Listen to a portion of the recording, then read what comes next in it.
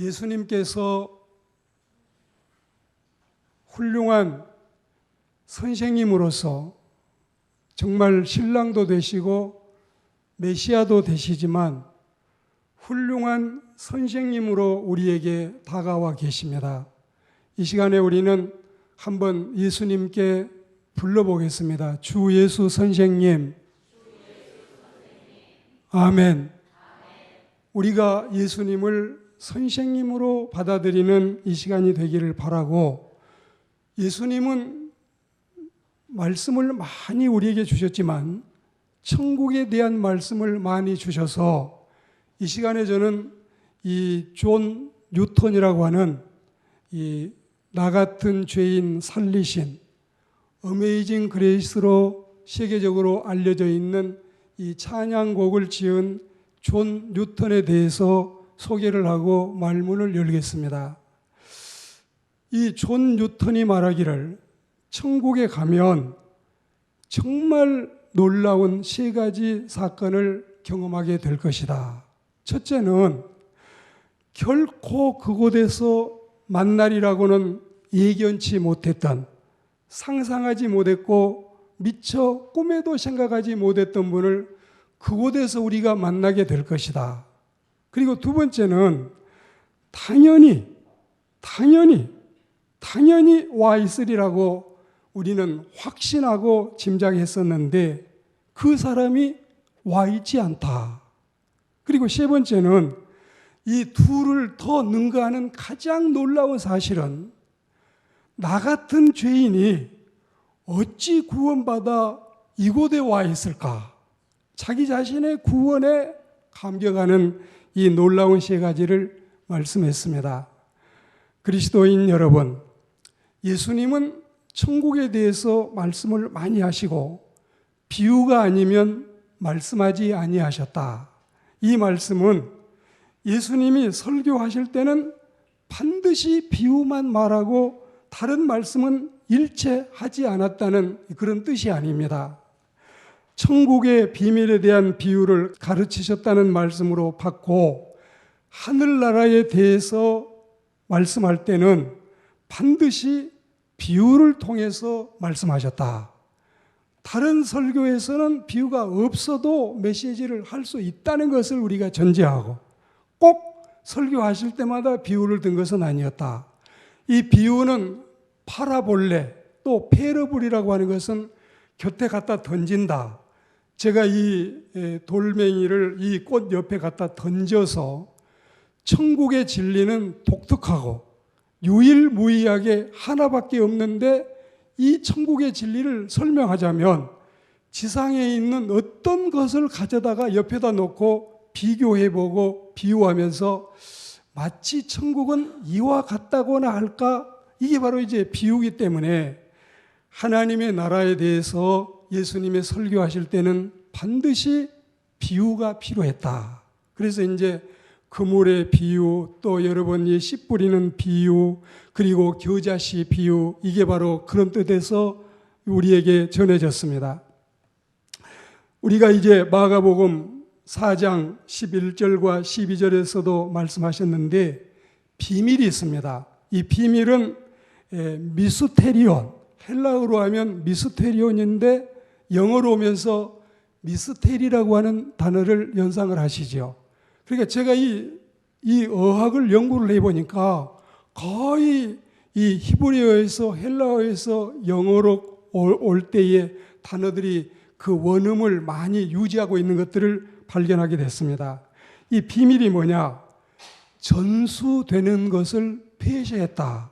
그러니까 이게 전달되는 과정을 차단을 시켜서 여기에서 들었던 우리의 이 내용을 저쪽에서 못 듣게 하는, 이게 이제 비밀입니다. 비밀이야. 말할 수 없어. 비밀이야. 입단속 잘해. 그러면 이 말이 잘 안 퍼지지요. 과거에 저는 이 국가의 1급, 2급 중요한 비밀들을 굉장히 다른 사람보다 빨리 들었을 때 이건 비밀이야. 이건 정말 중요한 비밀이야. 나중에 이게 이 시행되는 이런 것들을 경험하던 적이 있습니다. 이렇게 하나님의 진리가 비밀로, 미스테리온으로 또 미스테리로 감추어져 있던 것인데 하나님이 정한 종들에게 이걸 알리셨고 또 종들을 통해서 구원받기로 작정된 사람들에게 이 비밀이 알려진 겁니다. 이게 바로 여러분 비밀이 비유를 통해서 우리에게 알려진 것이고 특별히 구원받을 자가 아닌 그들에게는 깨달음도 돌이킴도 고침받음도 죄사함도 일체 허락이 되지 않았기 때문에 우리 예수님께서는 그들이 있을 때는 이 대중적인 메시지를 하시고 그들이 다 물러가고 제자들만 있을 때는 특별 교육을 시켜서 이 비밀을 풀어서 우리에게 주시고 또 그 사도들이 오늘 구원받은 우리들에게 이 진리를 가르쳐 준다는 사실을 상기하고 우리는 이 엄청난 비밀 또 이 진리를 알게 된 데 대해서 하나님께 영광 돌리고 감사하는 그리스도인들이 되기를 축복합니다. 오늘 우리는 이 예수 선생님, 위대한 교사이신 예수님께서 우리에게 하시는 말씀을 세 가지를 생각하겠는데 첫째는 청중을 사랑하신다. 두 번째는 교육적인 방법과 시청각도 이용하신다. 그리고 세 번째는 지상에서 가장 가치 있는 가르침을 우리에게 주신다. 이 점에 대해서 말씀을 드리고 치는 목자 또 가르치는 이 스승사자 목회 사역자도 한 사람의 교사이기 때문에 또 개인적인 이런 은혜로운 간증도 시간이 된다면 좀 가미하도록 하겠습니다. 우선은 예수님이 천국을 말씀을 하시는데 천국은 겨자씨 같다. 자, 겨자씨라고 하는 것은 725개에서 760개를 저울에 올려야 겨우 1g도 나가지 않는 정말 이 미미한 이렇게 거의 800개를 올려놓아도 1g도 안 되는 이런 이 겨자씨가 저도 지금 이 4층에 올라가면 겨자씨가 많이 있는데 이렇게 미미한 겨자씨가 이게 심겨져서 이제 싹이 나고 우미 터서 나무가 되면 통상 보편적으로 한 3m에서 4m 나무가 되고 어떻게 발육이 잘 된 나무들은 7m까지 자라는 아시겠지요? 이렇게 작은 씨앗이 미미했던 것이 큰 나무가 되는 것을 말씀을 하시면서 예수님이 12명의 제자밖에 양육하지 아니하셨지만 12명도 다 예수님을 배반하고 또 떠나갔지요.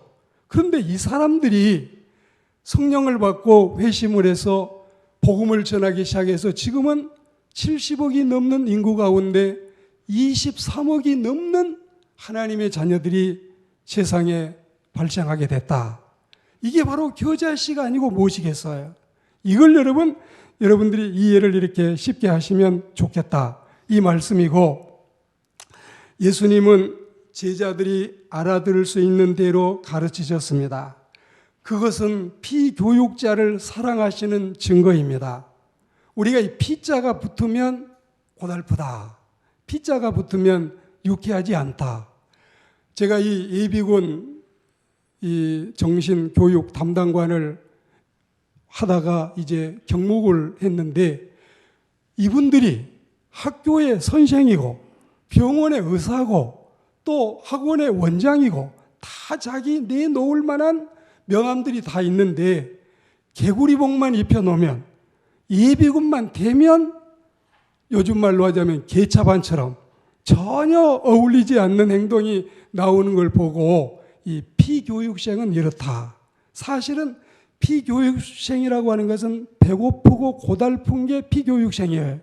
그러다 보니까 우리는 여러분 더디 이해하게 되고 더디 받아들이게 되고 또 잘 들으려고 하지 않고 시간이나 땜질했으면 이런 성향이 있는 사람들이 피교육생인데 우리 예수님께서는 그래도 낙심하지 않고 그 다음에 가르치기를 잘하고 이 청중 눈높이로 이 사람들을 지도했다는 뜻이에요.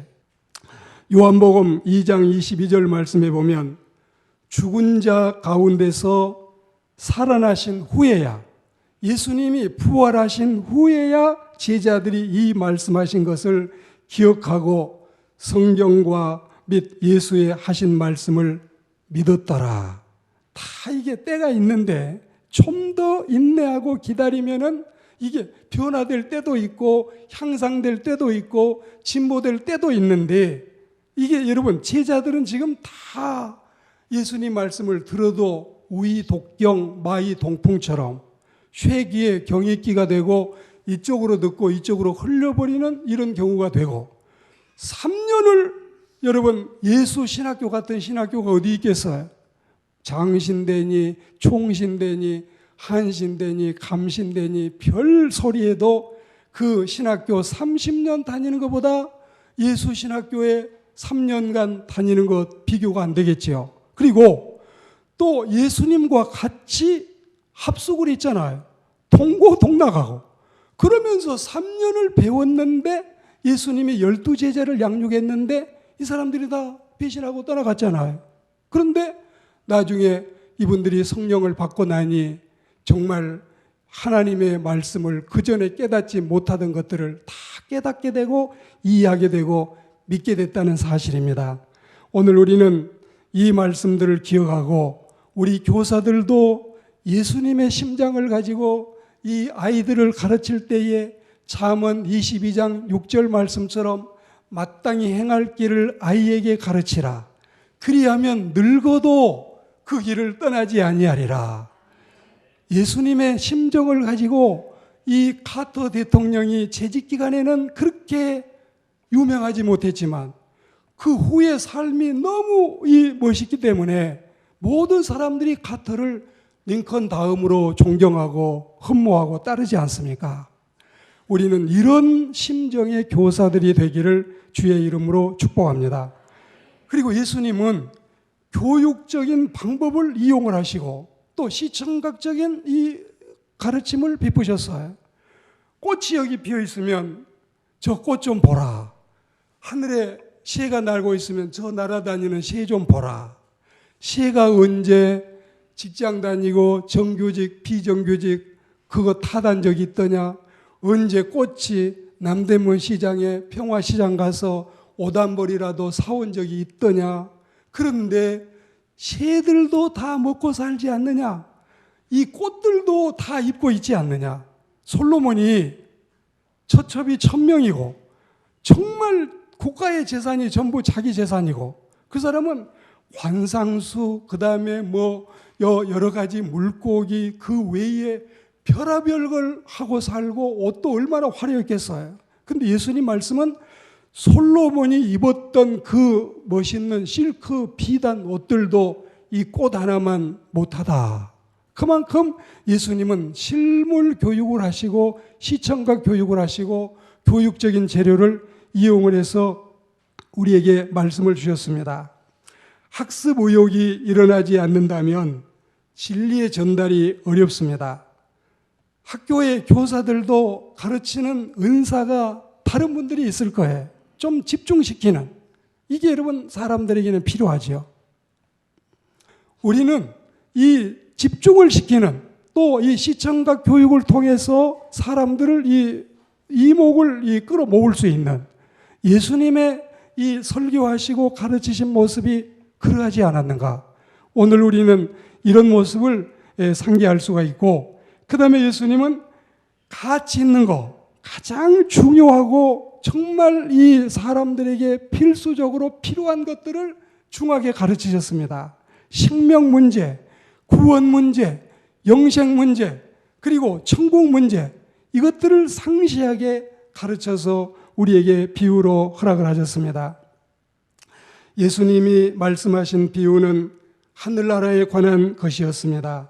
하나님의 나라는 먹는 것과 마시는 것이 아니요 오직 성령 안에서 의와 평강과 희락이라는 사실을 우리에게 가르치셨습니다. 우리가 재미있게 한다고 해서 오직 이 재미있게만 한다고 해서 그것이 다는 아니다. TV에 나오는 이 연설가 또 TV 부흥사들이 사람을 많이 코미디언처럼 웃기고 개그맨처럼 유쾌하게 하고 즐겁게 한다.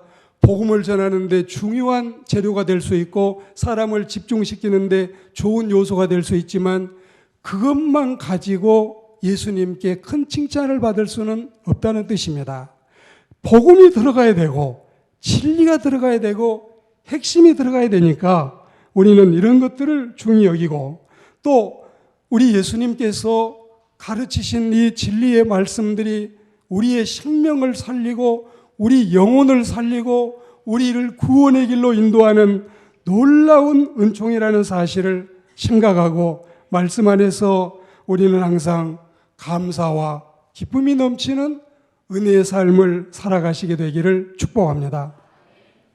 우리 이 가르침에 대한 말씀들을 보면 잠언 22장 6절 말씀을 여러분에게 소개했는데 디모데후서 2장 2절에 보시면 또 내가 많은 증인 앞에서 내게 들은 바를 충성된 사람들에게 부탁하라. 그들이 또 다른 사람들을 가르칠 수 있으리라. 우리가 기성세대가 이 젊은 세대를 책임지고 가르치면 우리가 세상을 떠나간 다음에도 또 그들이 후진을 양성하고 하나님의 복음을 수천 년 이어왔던 방식이 그 방식입니다. 갈라디아 6장 6절 말씀에 보면 가르침을 받는 자는 말씀을 가르치는 자와 모든 좋은 것을 함께하라. 그리고 마태복음 28장 20절 말씀에는 네가 너희에게 분부한 모든 것을 가르쳐 지키게 하라. 이 지키게 하라고 하신 말씀을 생각하면서 우리는 교사에 대한 카터 대통령 같은 자긍심과 보람과 사명감을 가지고 또 예수님 선생님에게 배워서 하나님이 기뻐하시는 신실한 교사들이 되기를 축복합니다. 말씀을 맺으면서 1925년에 태어나신 한 분과 1927년에 태어나신 분 그리고 1933년에 태어나신 이 세 분 저에게도 선생님이 있었습니다. 근데 이분들이 공교롭게 연세가 많이 차이 나신 분은 8년이나 차이가 나는데 돌아가실 때 보니까 2009년 8월 19일 날 또 9월 6일 날 그리고 9월 29일 날 거의 40일 동안에 세 분이 다 돌아가시는데 세 분 모두가 세브란스 경건한 이 장례식장에서 이분들 장례를 치렀고 제가 세 분 다 조문을 갔었습니다. 저는 이분들을 스승이라고 생각하는데 모험하구나. 누가 너 같은 제자를 두었느냐? 이렇게 나와서 하실 것 같지는 않지만 그러나 너는 아직도 이 이름에 걸맞게 충분하게 선생 노릇을 못하고 있구나. 이런 책망은 들을 것 같아서 부끄러운 마음을 가지고 있지만 이분들을 소개하고 싶습니다. 한 분은 전남 신안에서 섬에서 태어나셨고 한 분은 경북 영주에서 태어나셨고 한 분은 평양 의주에서 나셨는데 이분들을 제가 따르고 또 이분들에게서 교육을 받았던 것은 가장 예민하고 민감하던 청소년 시절에 고등학생 때에 하이 CCC라고 하는 이 CCC의 동생 격이죠.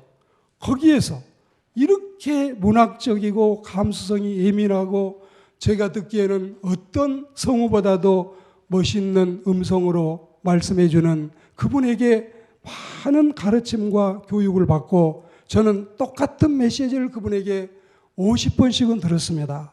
이분은 빌 브라이트라고 하는 미국의 이 본부가 있지만 한국에 오셔서 또 박정희 대통령과 특별한 친분을 가지고 이 정동에 2,000평이 넘는 땅을 그대로 이 돈 하나 안 들이고 선물을 받아서 거기에 회관을 짓고 많은 사역을 하고 수많은 젊은이들을 하나님의 사람으로 이끌었습니다. 제가 책을 쓰면 이분이 추천서를 써주시고 늘 이분에게 저는 많은 영향력과 사랑을 받고, 혹시 문학적인 이 성경 자체가 문학이기 때문에 여러분들이 메시지를 들을 때에 문학적인 어떤 영향이 있다면 이분에게 받은 영향입니다. 그리고 또 한 분은, 우리가 이 호남 땅을 생각하시면 강진이나 해남이나 고흥이나 이런 데가 어느 땅인 줄 아셔요? 조선시대 때 충신들 위배지였어요. 그러니까 당연히 이 사람들은 반골정신, 저항의식, 투사성향, 이게 꽉 차 있는 사람들인데, 지금 제가 소개하고 있는 이 영주 출신은 영남 유림으로서 이런 땅에서 나신 분이 아님에도 불구하고 민주화 투사가 되고 인권운동을 하고 참으로 이 시대에 보기 드문 훌륭한 어른이었습니다. 늘 저는 그분을 존경하고 지도를 받으면서 이제 학교에 들어가서도 이 연세대 대학원에서 2년 동안 이분의 제자로 늘 점심시간이면 같이 대화하고 많은 가르침을 받고, 이분 역시 늘 그랬습니다. 언변도 좋고 필력도 좋아야 된다. 설교만 잘하지 말고 이 책을 쓰는데 내가 추천서를 또 써주마. 그런데 이 책들이 많은 사람에게 잘 읽혔으면 좋겠다. 또 한 번은 1933년 평북 의주 출생이신데, 이분이 한국 목민선교회를 창설하신 분이십니다. 제가 80년대 초에 강서경찰서 유치장에 신자들을 모시고 떡과 우유를 가지고 가서 유치장에 가서 찬양도 하고 복음을 전하고 그들에게 음식을 나누어 주던 때가 있었습니다. 오래 했었지요. 근데 어느 날은 이 메시지를 마치고 제가 거기 갇혀 있는 수십 명들을 다 인사를 하고 빨리 잘 돼서 나오십시오, 건강하십시오 인사를 하는데, 한 분이 저를 보시더니 나 고영근이야, 고영근 목사야. 그러면서 그때 제가 그분하고 처음 이 얼굴을 텄습니다. 그리고 저는 바로 이분을 나오시자마자 사부님처럼 모시고 그분의 제자가 됐습니다. 그리고 이분이 살아계실 동안 30년 동안 저는 이분이 한국목민선교회, 한국민주기독자협의회, 한국생활개혁운동본부, 그리고 공정언론촉구 성직자회, 이런 것들을 다 한 6개 단체 회장을 하시고, 저는 6개 단체의 서기를 보면서 이분을 도왔습니다. 이분이 살아 계실 때는 제가 감히 회장을 넘나보지 못했습니다. 부회장으로 있다가 이분이 돌아가시고 나니까 거기 가족들이 한국목민선교회를 다 이제 해체를 시키고 이제 연구소로 나갔습니다. 그래서 제가 가족들과 의논해서 한국목민선교회를 법인화해서 이 법인체로 만들어서 거기에 제가 가질 수 있는 것들을 다 희사를 하고 기부를 해서 지금도 선한 일을 하고 있는 단체가 됐습니다. 말씀을 드리고 싶은 것은, 전남 신안 섬에서 나신 분은 CCC의 김중권 박사이십니다. 그리고 경북 영주에서 나신 분은 연세대학교 부총장과 상지대학교 총장을 지내신 김창국 박사이십니다. 그리고 마지막에 말씀드린 이분은 고영근 목사님이십니다. 이분들은 저에게 어떤 경우에 100원이면 해결할 수 있는 길을 굳이 300원이 들고 500원이 들어도 바른 길로 가라, 바른 길로 가라, 이걸 저에게 가르치셨습니다. 우리 고영근 목사님은 이 국회의원 전국구도 저하고 같이, 또 새마을 연수원장이나 이 한 사람이 정치 권력을 잡고 보니까 별의별 감투가 다 있어요. 얼마든지 다 주겠다 해도 저희 사부님이 절대 우리는 성직자 이상 가지 않는다. 얼마든지 국회의원 하려면 할 수 있고 정치로 나가면 나갈 수 있고 다 할 수 있었어요. 그래도 우리는 지금까지 우리가 한 일이 다 민주화를 위해서 성직자로서 할 수 있는 한도 내에서 했다. 저는 어린 생각에 우리 사부님 좀 차지하고 나도 같이 좀 부경화를 누렸으면, 이런 잘못된 어린 생각도 있었지만 지금 생각하면 너무 감사한 일이지요. 우리 성균관대학교 총장님이, 저도 사적으로 제가 은사로 모시지 않지만 그분이 그랬어요. 일생을 살면서 내 일생에 가장 오점이 되고 실수가 되고 잘못된 일은 내가 정치에 투신해서 한때 국회의원 했던 일이다. 정말 여러분, 그곳에 발 딛지 않고 오늘날도 성직을 감당하는 미력한 종이 된 것이 너무 저는 감사합니다. 오늘 이렇게 교사 주일이기 때문에 간략하게 제 간증을 말씀을 드렸는데, 우리는 선생이라면 예수님 같은 선생님이 어디에 있겠습니까? 우리 주님을 가장 위대한 교사로 모시고 항상 가르침을 받고, 또 우리는 세상에 나가서 이런 교사들이 돼야 되겠습니다. 말씀을 맺으면서 제가 이 세상을 살다가 떠나가고 또 이 교회에서 목회 사역을 하다가 은퇴를 하고 났을 때 과연 내 스승은 김성락이었다, 이런 사람이 한두 분이라도 있을 수 있을까? 그러니 회의감에 사로잡혔습니다. 그러나 저는 생각할 때 우리 장로님 세 분이라도, 정말 우리 김상문 장로님 아우님 같기도 하고 친구 같기도 하고, 한때 여기에서 같이 사역하는 동안에 나는 김 목사를 통해서 메시지를 들었다. 또 우리 이용진 장로님은 제가 이 어머니와 부부와 아들 이 3대를 한날 한시에 세례를 베풀기도 했지만 인간적으로는 저보다 형이지 않아요? 이분이 저를 기억하고 나는 김성락 목사에게 참 많은 좋은 신앙적인 교육을 받았다. 또 우리 박이천 장로님이, 저분이 나는 가장 나하고 말이 잘 통한 분 같아요. 그래도 우리가 충분히 대화할 기회는 없었지만 박 장로님은 제가 늘 나하고 제일 그래도 말이 상대가 되고 통하는 분이다, 이런 생각을 합니다. 이 세 분만 저를 기억하고 저를 어떤 한때의 선생으로 여겨준다면 저는 더 뭐가 바랄 게 있겠느냐. 물론 여러분, 사랑하는 집사님들, 권사님들 다 제 누님들이고 어머니들이고 형님들이신데, 살아있는 동안 또 우리가 같이 신앙생활을 하는 동안 저는 이렇게 압축해서 세 분을 이야기했지만, 우리 모두가 훌륭한 예수님 아래서 또 인간적인 한 사람의 교사를 통해서 은혜로운 말씀을 또 우리가 늘 받아먹고 가르침받는 하나님의 사람들이 다 되시기를 주의 이름으로 축복합니다.